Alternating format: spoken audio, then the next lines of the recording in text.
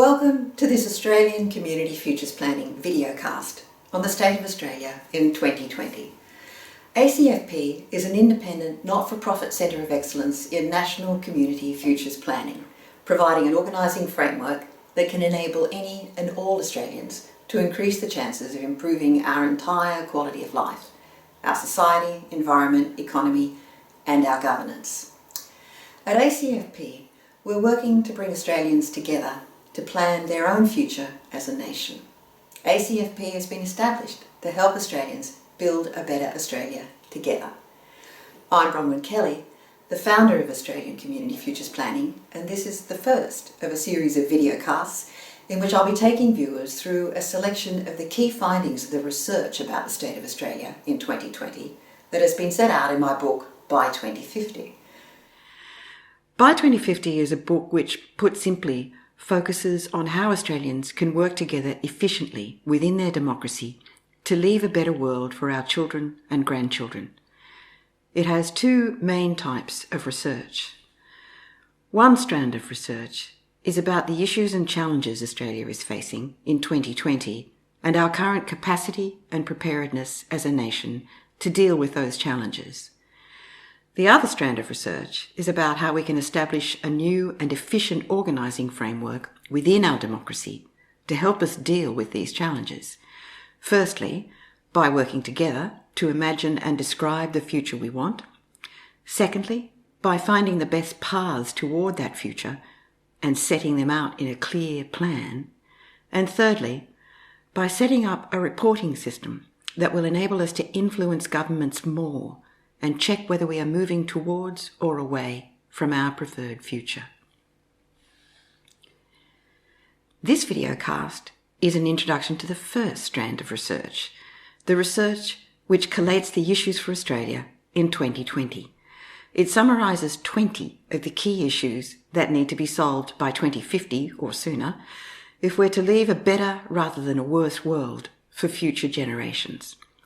Subsequent episodes in this series set out more detail and supporting data about the current state of Australia in relation to each of these critical issues.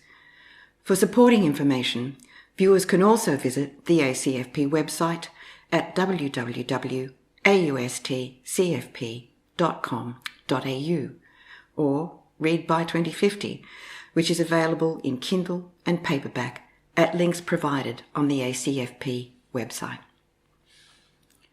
By 2050 examines Australia's current capacity, strengths and weaknesses as a modern society, economy, environmental custodian and democracy, and it looks at our preparedness for the coming challenges.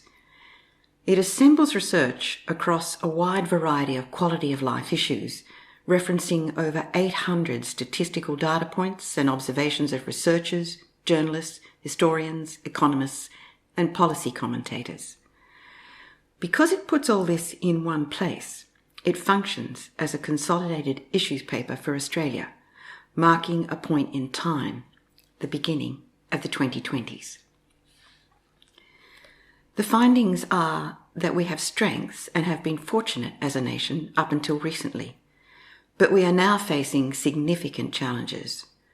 Australia is a nation not in good shape in terms of its current health and well-being and its preparedness for future challenges. The things that have made us strong and resilient as a nation, a culture and a cohesive society in the past, up until about 2001, are now being eroded. At the same time, Australian governments and political leaders are currently incapacitated to the point where they are unable to offer a compelling vision for our future, let alone a path towards it. That path can only be found by Australians working together to build a plan for our particular preferred future. That plan has been made even more important by the onset of COVID-19. The fact that we haven't had a plan in place that ensures we are better prepared for crises like the coronavirus pandemic has exposed Australia to much more in illness, deaths, and economic loss than was ever necessary in such a wealthy country. Australian Community Futures Planning is helping Australians work together to build a plan that will improve our preparedness for and resilience in future crises like pandemics, climate change, and global economic downturns. But more than that, we are working with Australians to build a roadmap to the future we truly prefer, to the best one we can imagine together for our children, grandchildren, nieces and nephews. The plan is called Australia Together, and its main purpose is to increase our chances of a safe, secure, prosperous future for all. Australia Together is the nation's first National Community Futures Plan. It is currently in draft, and Australians will be invited to become involved in the drafting process during 2020 and 2021. But the foundations for Australia Together are already assembled in By 2050. By 2050 identifies the starting points for Australia Together. Starting points that are based on the facts of our current strength, health, and well-being as a nation. This videocast will provide a snapshot view of some of the key findings from By 2050. The selected findings pinpoint some of our biggest weaknesses. As such, they form the basis for some of the most ambitious targets being drafted into Australia Together.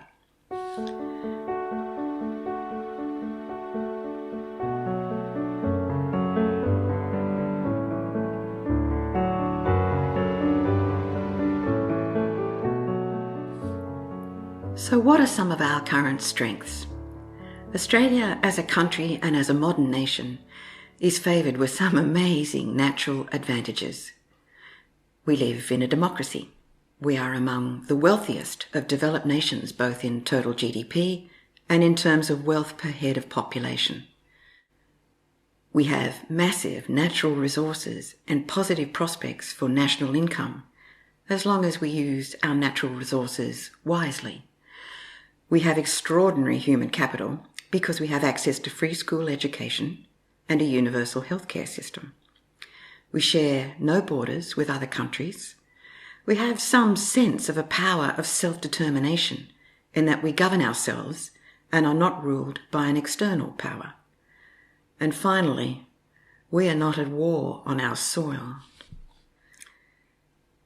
But By 2050 examines whether we are at risk of losing these advantages and finds that there are signs that the health and well-being we have hitherto enjoyed as a nation are declining. We're going backwards in terms of the quality of life we've been used to, and we have significant weaknesses in our polity and culture that will act to reduce our strength as a nation unless we recognise those weaknesses and fix them. All of these weaknesses pertained before the onset of the coronavirus pandemic. Post-pandemic, it can be expected the weaknesses will deepen, and this doesn't apply just to the economic weaknesses. Social, environmental, and governance weaknesses will aggravate the economic recession we have entered. This is why Australia Together, as our nation's first National Community Futures Plan, will set up a clear and transparent framework in which Australians can address social, environmental, economic and governance issues in an integrated way. Australia Together assumes that if we are to return to prosperity, we will reach that point far more efficiently if we address these issues in an integrated plan, rather than in a piecemeal fashion. So where are those weaknesses? Where are we going backwards? What are the most striking issues that will affect Australia's capacity to maintain our current advantages in the coming decades to 2050? At a glance, here are the 20 most significant areas for concern. This list is not exhaustive, and nor is it in any particular order, although the first issue is probably crucial, since it is hampering our ability to meet all the other challenges. That issue is growing inequality. Thereafter, the issues are: number 2, growing poverty, particularly child poverty, along with growing homelessness and incidence of hunger. Number 3, a loss for the majority of Australians of fair shares of the national wealth they generate compared to the shares they used to retain. Number 4, growth in racial and religious prejudice and conflict and attendant exclusion of minorities. And number 5, continuing failures in Indigenous recognition, reconciliation and equity. Number 6, an inadequate and out-of-date constitution which acknowledges and provides for the people only insofar as they may act to elect representatives, and not insofar as they might play a more influential role in a participatory democracy. Number 7, a distrust of leadership, politics and government, and a withdrawal by Australians from democratic participation.